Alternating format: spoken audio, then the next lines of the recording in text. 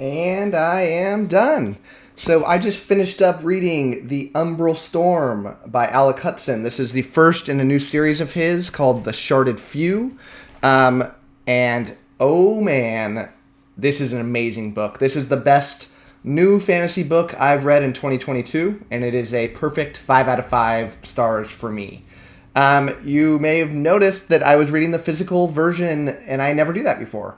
I reached out to the author to try to get a copy of this book, and he very kindly sent me a copy for me to review. And it was nice reading a physical book again. I haven't read a physical book in quite a long time, and had a very, very nice time doing it. And so thank you very much to the author for giving me an opportunity to review this book.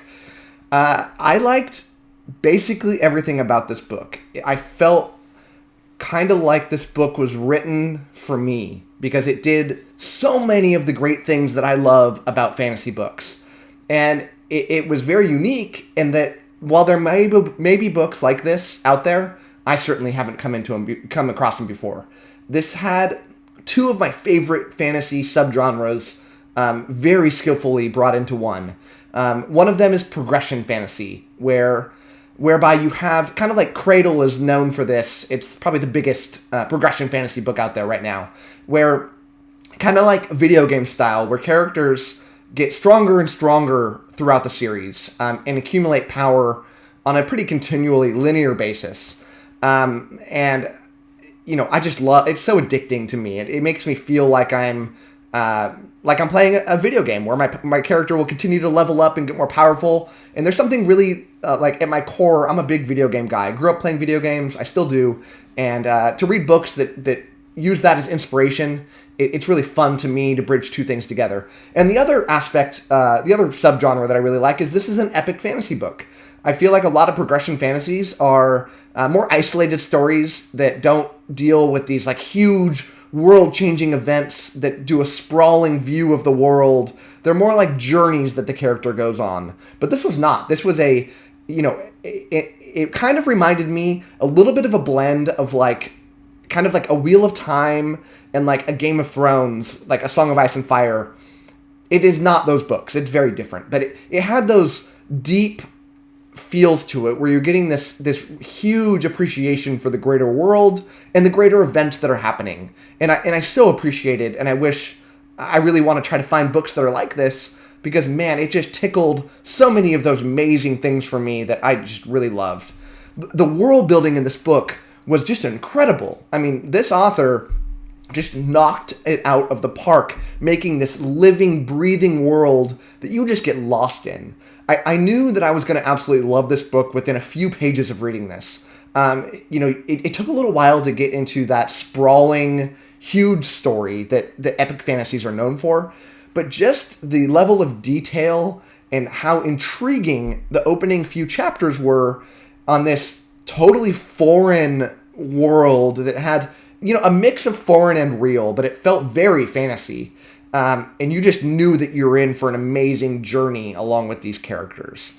It's a deep world that you can tell the author put a tremendous amount of time and effort into very skillfully crafting. You know, I love when characters have a misunderstanding of the world that they're in. And yeah, I think this book did amazing at making it so characters feel like they know everything going on and about their past and history, but in some ways they're right and in some ways they're wrong. And this shows itself continually throughout the book. And I don't think this is a spoiler, and I'm not like ruining any plot twists, but you know, I find that great epic fantasies have that in common, and this certainly had that going for it. There's 3 main point of views in this book, and you know, I felt myself equally enjoying all of them. You know, I find that in some books I'll have, you know, a point of view that I'm kind of thinking is a little bit weaker than the others, and I kind of want to hurry up and get through that to get back to the ones that I really enjoy. But in this one, every chapter ended, and I was looking forward to reading that next chapter, and not regretting it. Now, there were some cliffhanger moments, a couple big ones. I don't like cliffhangers. It doesn't really take away from the story, and I don't knock a score off it, but I always find it like, you know, some people really enjoy that. It makes me want to keep reading. I'm already invested. I'm already reading. I like it when storylines kind of wrap up a little bit before they move to the next one. But I think you kind of had to do that a little bit in this book, though, because these three characters that are the point of views are together through this book. The idea of this story is that it's telling three different viewpoints of kind of the same events. And for a little while in the book, I was kind of thinking that this was a problem. That, why do I have to have three point of views from people that are in the same place?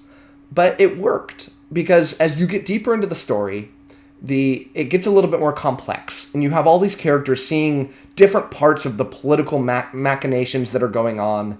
And, while they are physically in the same location, they are seeing different things, and you get a different viewpoint sometimes on the same things that are going on. And so by the end of the book, I did appreciate, that it wasn't a single point of view. Something like Cradle is a single point of view. And Cradle could be, 3 or 4 points of view, because Cradle does have that same thing going for it, where you have these main characters that are pretty much together the whole time. But I like that kind of twist that Alec Hutson did on this book to make it a little bit fresh. The magic system is probably my favorite part of this book. I love creative magic systems, and this book really knocked it out of the park. The progression aspects of this fantasy of this magic system are wonderful and addicting. I don't want to ruin anything about it. I won't even say at all what the magic system was about, because I think it's going to be fun for you. Because I strongly recommend you pick this book. I demand you go pick up this book right now. So I don't want to ruin it. I don't want to ruin anything for you. I feel like I'm being very broad in this review, because going into this book totally blind, you're going to appreciate it. That's not true for all books, but very true for this one. But it had that video gamey feel to it, not overtly so, but you'll understand what I mean if you read this book. But it makes you have that thing that, some like RPG games that you may play, they tickle that part of your brain that makes you keep coming back. And this book does that. Oh, it does it. And I really couldn't put this book down. And when I had to, because life got in the way, I couldn't stop thinking about it. I'm gonna be thinking about this book well into the future. And ultimately, that's probably the thing that I hated most about this book, is that I don't have the next one already. I wish I came into this book after the series was already done, because I don't want to wait for, I don't know, I'm not familiar with this author. I know he has other works, so I don't know what his release schedule is like, but man, I want that next book yesterday. And the magic itself, it has many different aspects to the magic. Like a fire and like a lightning and like darkness and all these different things. And they all have their own like sub magic system within them on what the powers do and the core of what makes those powers associated with that main thing. And they are very inventive. I read some books where they do these magic systems and like the fire people will throw fireballs. It is not like that. They are extremely unique. And I certainly am not inventive enough to do even a fraction of what Alec Hutson's done here. So bravo to him. And I also felt like we were just scratching the surface. I hope he didn't throw out all his magic, all his tricks in this book, because I can feel that there is a tremendous amount of potential for where this can go. And I can't wait.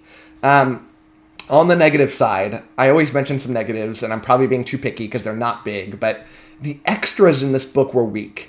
The map was okay, but the text was really tiny, and I can't tell if it's the copy that I got sent, but it's hard to read the locations on the map. You have to almost have a magnifying glass, and my eyes are really good. So I really had to bring the book really close to my eyes to see the city names, and so that was unfortunate. I also felt like it begged to have like a glossary or like an appendix of characters and who they are, because I found myself like taking notes in the book on who people were, so that I can remember their association, because there's not like this Malazan 1,000 characters, but there are a decent amount of characters that some of them don't get brought up very often, but then when they get re-brought up, I need a refresher on who they are and their association with this group.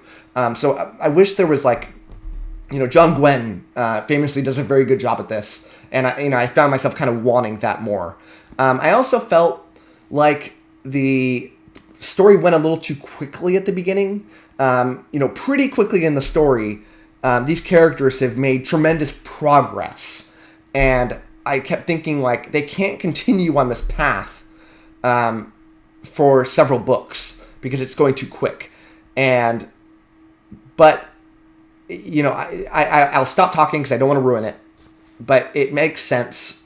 And by the end of the book, I ended up appreciating what happened. But at the beginning of the book, I did find myself, without knowing anything about it, worrying that this pacing was too quick. But it worked out. And so ultimately, I mentioned before, 5 out of 5, my favorite fantasy book I've read in 2022. And that's saying a lot because I thought Hunger of the Gods by John Gwynne was amazing. But this book is better than that. So highly encourage you to check out this book. That's my review, and hope you enjoyed it. Thanks so much for watching.